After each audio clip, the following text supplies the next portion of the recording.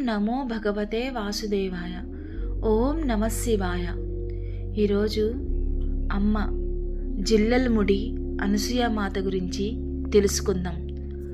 అమృతవాక్యులు కొంతవరకు నేను తెలుసుకున్నవి విన్నవి ఈరోజు చెప్పుకుందాం. అమ్మ సాక్షాత్తు రాజరాజేశ్వరి అవతారమైన, లలితా పరమేశ్వరి అవతారమైన ఈ భూమి మీదకి జనించింది. ఆ తల్లియే అనసూయమాత. అమ్మ గురించి చెప్పుకోవాలంటే మాటలు చాలవు. చాలా అమృత వాక్కులు, ఎన్నో అనుభవాలు, ఎన్నో చెప్పడానికి నా తరమా. కానీ కొన్ని విషయాలు అమ్మ గురించి చెప్పడం నాకొక మార్గదర్శకమైనది కూడా అమ్మేను. ఎందుకంటే అమ్మ అంటే అనసూయ, నా పేరు కూడా అనసూయ. సాక్షాత్తు ఆ అమ్మే నాకు పేరు పెట్టింది. ఈ విషయాలన్నీ గురించి నేను తర్వాత లాస్ట్లో చెప్తాను మీకు, అసలు ఏం జరిగింది ఏంటి అనేసి. ఇప్పుడు మాత్రం అమ్మ గురించి తెలుసుకుందాం. ఎవరైనా కూడా అమ్మని జిల్లెల్ముడికి వెళ్తే ఖచ్చితంగా దర్శించుకోవచ్చు. అమ్మ మహాసమాధి చెందింది. అయినా కూడా పిలిస్తే వెంటనే పలికి ఆర్తుల్ని ఆదుకుంటుంది. బాధల్లో ఉన్న, కష్టాల్లో ఉన్న, ఏ పరిస్థితుల్లో ఉన్నా అమ్మ అంటే నేనున్నా అంటుంది. నమ్మితే కొలిచే దైవం మన వెంటే ఉంటుంది. అందువలన ఈరోజు అమ్మ గురించి చెప్పుకుందాం. మనిషి మనుగడకు ఏం కావాలి? అన్నీ భగవంతుడు ఇచ్చిన ఏదో ఒక లోటుగా జీవిస్తూనే ఉంటారు. ఇలాంటి పరిస్థితుల్లో ఇంకా ఏదో సాధించాలి, ఇంకా సంపాదించాలి అంటూ కాలాన్ని చాలా త్వరగా గడిచిపోతుంది. ఇవన్నీ భగవంతుడే ఇస్తున్నాడు కదా, ఇంకా బాధపడుతున్నావు? ఎన్నో సమస్యలకి మనిషి సతమతపోతుంటారు. ఈ కాలాన్ని అనుగుణంగా మనము ఏం చేస్తున్నాము? భగవంతుడు సన్మార్గంలో నడవాలి అని చెబుతాడు. ఎంతమంది సన్మార్గంలో ఉన్నారు? ఎన్ని పాపాలు చేసి పాప కూపంలో బతుకుతున్నారు. మానవాల్ని సన్మార్గంలో నడిపించుటకు ఎందరో అవతారమూర్తులు పుడుతూనే ఉన్నారు. యోగులు, తపస్యులు, అవధూతలు ఎంతోమంది జ్ఞానజ్యోతిని వెలిగించి మనలను ఆ బాటలను నడవాలని చెప్పారు. ఇది కలియుగం, కలి పరిపాలన.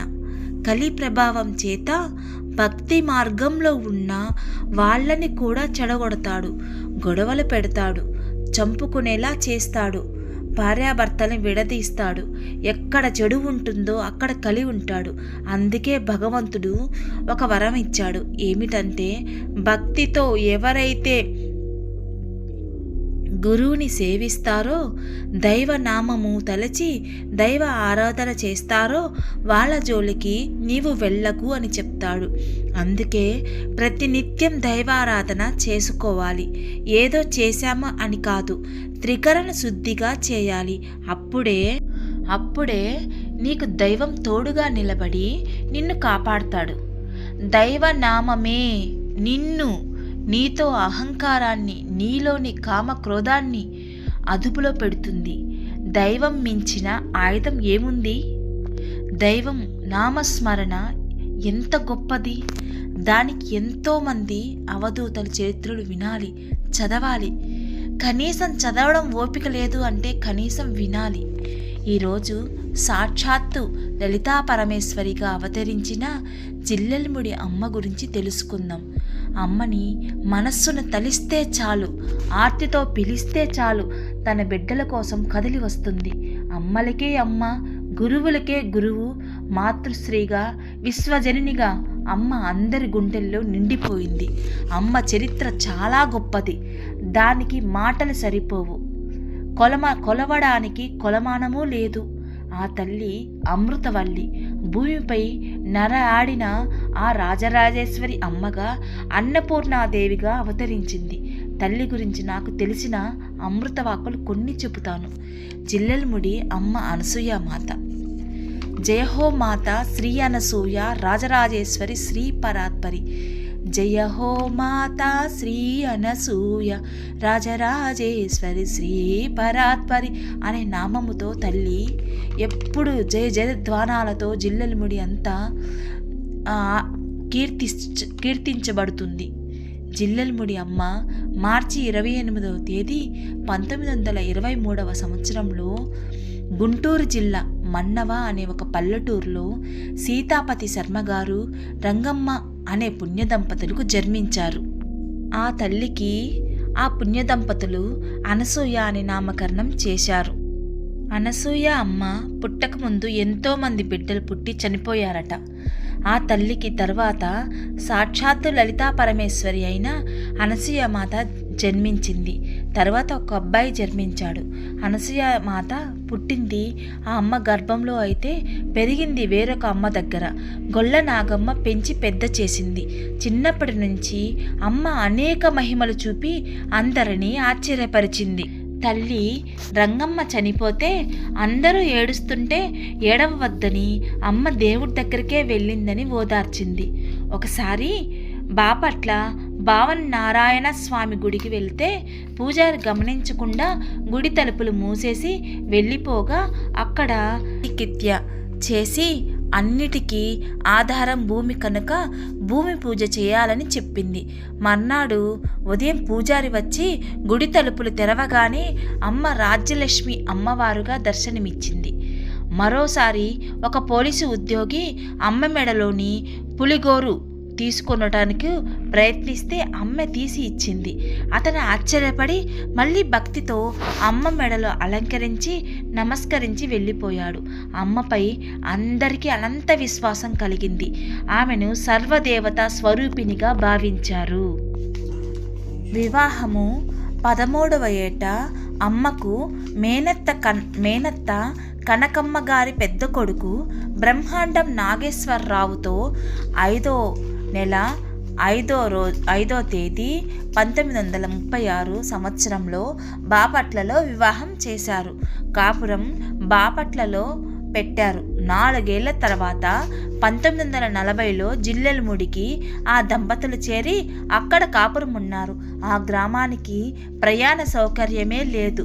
వారి పెద్ద కొడుకు సుబ్బారావు గారు గ్రామ సర్పంచ్ అయిన తర్వాత 1966లో రోడ్డు వేశారు. జిల్లెలముడిలో అనేక సేవా కార్యక్రమాలు జరుగుతాయి. అన్నపూర్ణాలయం జిల్లెలముడి నిరంతర అన్నదాన కార్యక్రమం జరిగే ఆలయం. 1958 ఆగస్టు 15న అమ్మ తన స్వస్థహస్తాలతో అన్నపూర్ణాలయం ప్రారంభించింది. అప్పటి నుంచి నిరంతరం అన్నదాన కార్యక్రమం జరుగుతూనే ఉంది. పేద గొప్ప కుల మతం అనే తేడా లేకుండా ఎంతమంది వచ్చినా ఎప్పుడొచ్చినా అక్కడ భోజనం వడ్డిస్తారు. 1958లో అన్నపూర్ణ ఆలయం ప్రారంభించారు. ముందు నుంచి అక్కడ కార్యక్రమం జరిగేది. అందరిల్లు జిల్లెలముడిలో అమ్మ కుల మత వర్ణ విచక్షణ భావం లేకుండా తాను నివసించే స్థలాన్ని అందరి ఇల్లుగా పేరు పెట్టింది. అమ్మ అడ్రస్సు భేదం లేకుండా ఆకలే అర్హతగా కలిగిన వారు ఎవరైనా అందరింటికి సమానమే అని మన అమ్మ చాటి చెప్పింది. విద్యాలయాలు అమ్మ దివ్య ఆశీస్సులతో మాతృశ్రీ విద్యా పరిషత్ 1971 ఆగస్టు 6న జిల్లెలముడిలో ప్రారంభమైంది. పరిషత్ ఆధ్వర్యంలో అదే రోజున మాతృశ్రీ ఓరియంటల్ కాలేజీ ప్రారంభమైంది. కళాశాల ప్రారంభమై కేవలంలో 3 లెక్చరర్లు 25 మంది పిల్లలతో ప్రారంభించారు. నేడు పరిషత్ మాతృశ్రీ ఓరియంటల్ కాలేజ్ సంస్కృత పాఠశాలలో నడుపుతుంది. మాతృశ్రీ మెడికల్ సెంటర్ కూడా ఉంది. మాతృశ్రీ మెడికల్ సెంటర్ 1970వ సంవత్సరంలో జిల్లెలముడిలో ప్రారంభించబడినది. జీవించి ఉన్న అప్పుడు ప్రముఖులు సందర్శించిన వాళ్ళు ఎవరు?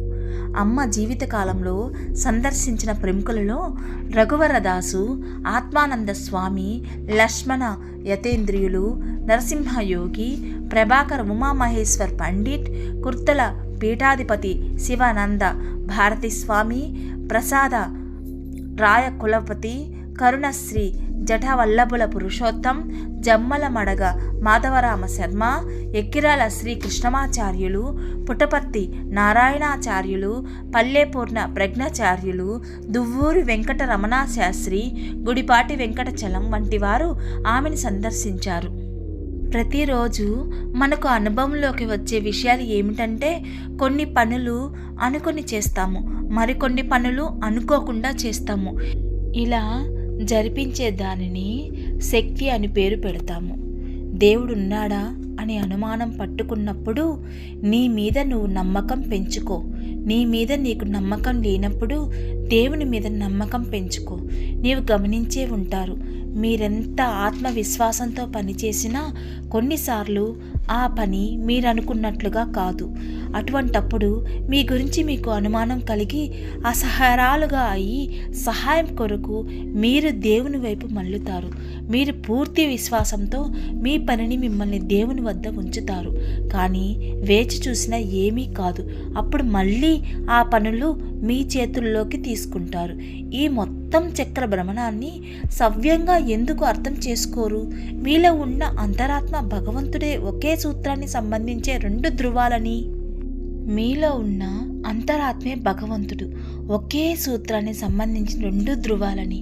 ఒకరోజు 60 ఏళ్ల స్త్రీ ఒక ఆమె అమ్మ వద్దకు వచ్చి, అమ్మ నాకు ఏదైనా మంత్రోపదేశం చెయ్యండి, రోజు దాన్ని శ్రద్ధగా చదువుకుంటానని ప్రార్థించిందట. అందుకు అమ్మ, నాకే మంత్రమూ రాదు తల్లి, ఇంకా నీకేం బోధిస్తాను అంటూ ఆమెను కుశల ప్రశ్నలు వేసే సందర్భంలో, తల్లి నీకు కోడళ్ళు అల్లుళ్ళు వచ్చారా అని అడిగింది. అందుకు ఆమె వచ్చారు అమ్మ అని చెప్పింది. వెంటనే జిల్లెలముడి అమ్మ ఆమెతో ఇలా అన్నది, కూతులను కోడలను ఒకే రకంగా చూసుకో, అదేవిధంగా కొడుకులను అల్లులను ఒకే రకంగా చూసుకో. ఈ వయసులో చేయవలసిన సాధన ఇదే, ఐద్యత్వం అంటే కూడా ఇదే అని ఉపదేశించింది. అమ్మ 1983 జూలై 12, 63వ ఏట అమ్మ నిర్యాణం చెందారు. అమ్మని మీరెవరు అని అడిగితే, నేను అమ్మని, మీరు నా బిడ్డలు అనేవారు. అమ్మ వేదాంత సూత్రం, ప్రపంచమంతా ఒక్కడే దేవుడు. అమ్మ జిల్లెలముడిలో ప్రజలకు ఆధ్యాత్మిక విషయాల మీద ఉపదేశం ఇచ్చుచుండేవారు. భక్తులు వీరికి అమ్మ అని భక్తిగా పిలుస్తారు. 1953లోనే అమ్మ తన నిర్యాణానంతరం ఎక్కడ ఉంచాలో తెలియచేశారు. అక్కడే అప్పుడు భక్తులు గుడి నిర్మాణం కొంతమేరకు చేపట్టారు. తర్వాత 1985లో అమ్మ నిర్యాణానంతరంలో పూర్తి స్థాయిలో గుడి నిర్మించారు. ఆ గుడి పేరు అనసూయేశ్వర ఆలయం. అమ్మ భౌతికంగా ఉన్నప్పటి నుంచి ప్రతి సంవత్సరం మే నెల 5వ తేదీ భక్తులకు అమ్మ పెళ్లి రోజు ఘనంగా ఆ గుడిలో జరుపుకుంటారు. గర్భగుడిలో అమ్మకు పూజలు జరుగుతున్నాయి. అమ్మ 1985 మరణించిన తర్వాత అమ్మ భౌతిక కాయాన్ని అమ్మ ఆదేశానుసారంగా ఆ గుడిలోనే ఖననం చేశారు. 1987లో ఖననం చేసిన ప్రదేశంలో అమ్మ నల్లరాతి విగ్రహం నెలకొల్పారు. అమ్మ భర్త పేరు శ్రీ బ్రహ్మాండం నాగేశ్వరరావు గారు. ఆయన తన భార్యతో ఒక దివ్యమూర్తిని చూసి అమ్మ భక్తుడిగా మారారు. కానీ అమ్మ మాత్రం తన భర్త పాద పూజ చేయడం కొనసాగించింది. భక్తులు అమ్మ భర్తను నాన్నగారు అని పిలుచుకునేవారు. ఆయన 1981లో మరణించారు. వీరికి ఒక కుమార్తె పేరు హైమ. ఆమె 1944లో జన్మించి 1968లో మరణించింది. మొదటి నుండి అమ్మ తన కుమార్తెను త్వరలోనే ఈ భూప్రపంచం వదిలి వెళ్ళిపోతుందని తెలుసుకున్నారు. ఆమె తర్వాత అనారోగ్యంతో మరణించారు. అమ్మ తన కూతురిని మరణించినప్పుడు కన్నీరు పెట్టుకున్నారు. అమ్మ తన కుమార్తెను దైవత్వం ఇచ్చి ఖననం చేయించి అక్కడే ఒక గుడి కట్టించారు. ఆ గుడిలో హైమాలయంగా పేరు పొందింది. మహాయోగిని జిల్లెలముడి అమ్మ. నవ్య ఆంధ్ర రాష్ట్రపు ఆధ్యాత్మిక మనులలో జిల్లెలముడి అమ్మ అగ్రగణ్యురాలు.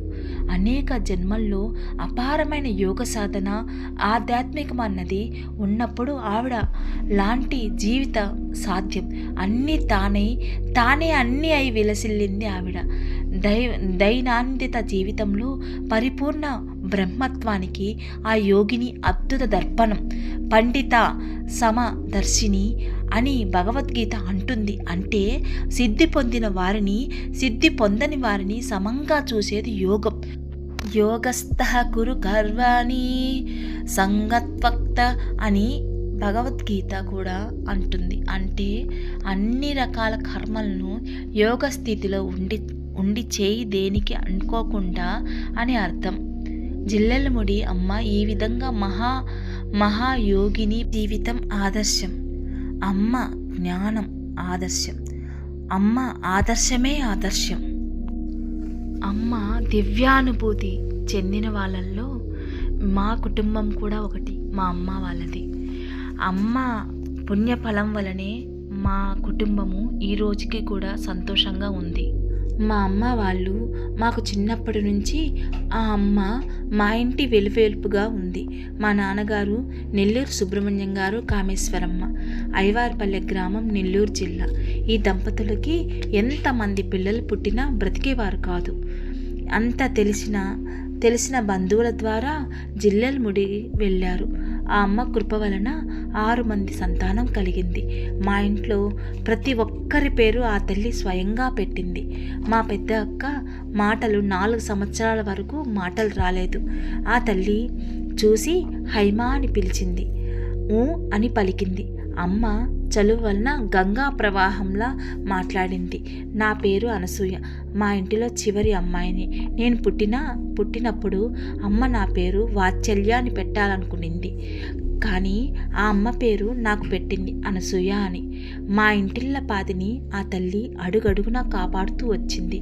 కానీ ఎప్పుడూ ఆ తల్లిని మర్చిపోకుండా కొలుచుకుంటూ ఉంటే పిలిస్తే పలుకుతుంది. ఆ తల్లి ఆశీస్సులు అందరి మీద ఉంటాయి. నేను పుట్టిన సంవత్సరానికి ఆ తల్లి మహాసమాధి చెందింది.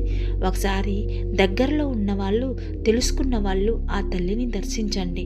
ఆ తల్లి ఆశీస్సులు అందరికీ ఉండాలని కోరుకుంటున్నాను. అమ్మవారి కృపా కటాక్షానికి పాత్రులవుదాం. సర్వేజన సుఖినో భవంతు. ఈ వీడియో మీకు నచ్చినట్లయితే సబ్స్క్రైబ్ చేయండి, షేర్ చేయండి, కామెంట్ పెట్టండి, లైక్ ఇవ్వండి. నాకు తెలిసినంత వరకు నేను కొంతవరకు చెప్పగలిగాను. అమృత వాక్కులు, అమ్మ చరిత్ర తెలుసుకోవాలంటే చాలా గొప్పది. అడుగడుగున ఎంతో తెలుసుకోవాల్సింది ఉంది. మనకు తెలిసింది ఆ జ్ఞానంలో కొంత అయితే ఆ కొంతని 10 మందికి పంచుకుంటున్నాను. ఆ తల్లి ఆశీస్సులు ఎప్పుడు మనందరికీ ఉండాలని మనస్ఫూర్తిగా కోరుకుంటున్నాను. మనకు దగ్గరలో చాలామంది అవధూతలే ఉంటారు. చాలామంది షిరిడి సాయినాథుని దగ్గరికి వెళ్తున్నాం, వెంకయ్య తాత దగ్గరికి వెళ్తున్నాం, అన్ని చోట్లకి ఎక్కడెక్కడ ఉన్నారో వెళ్తున్నాం. జీవితంలో ఒక్కసారైనా జిల్లెలముడికి తప్పకుండా సందర్శించండి. అమ్మ అనుగ్రహానికి పాత్రులవుతారు. అమ్మవారిని చూడంగానే మనసు మా అమ్మ మన వెంటే ఉంది అనే నమ్మకం కలుగుతుంది. అడుగడుగున కాపాడుతూనే ఉంటుంది. సర్వంతర్యామి కదా ఆమె. రాజరాజేశ్వరి అవతారము ఒక్కసారి సందర్శించండి. ఈ వీడియో అందరికీ నచ్చుతుందనే అనుకుంటున్నాను. ఇలాంటి మీ సపోర్ట్ కూడా నాకు ఉండి ముందుకి వెళ్ళాలి. అందరూ కూడా నా వీడియోని వినండి. విన్న తర్వాత మీరేమన్నా నాకు చెప్పదలుచుకుంటే కామెంట్ రూపంలో చెప్పండి. సర్వేజన సుఖినో భవంతు.